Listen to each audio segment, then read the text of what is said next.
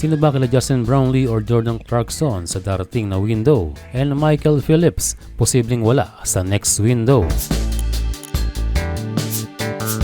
Kung sa kondisyon lang ay ready na itong si JC.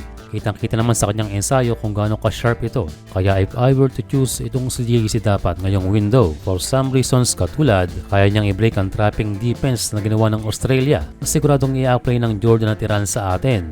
Kaya kung anong ginawa ng Australia, yun ang magiging blueprint ng kalaban natin next window. But of course, mas malakas ang Australia. Yun lang ay meron silang how to beat the Gilas Pilipinas.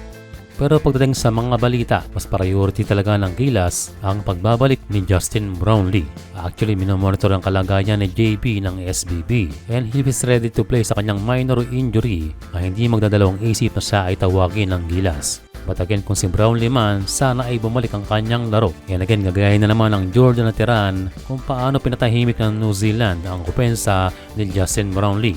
Yan ang risk sa 38 years old na si Justin Noipy. Dalawang pwedeng mangyari. Una ay bumalik ang kanyang laro na ating inaasahan at ang pangalawa ay ang risk na magpatuloy ang kanyang pagiging maalat na wag sanang mangyari dahil napaka-crucial ang next window.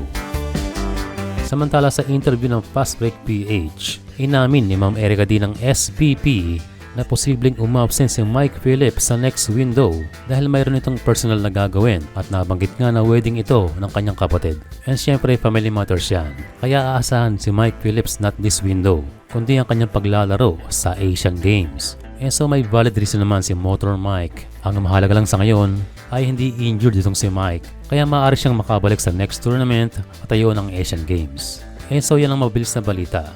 Ito yung Justin Brownlee return at ang pag-absent ngayong window ni Motor Mike Phillips.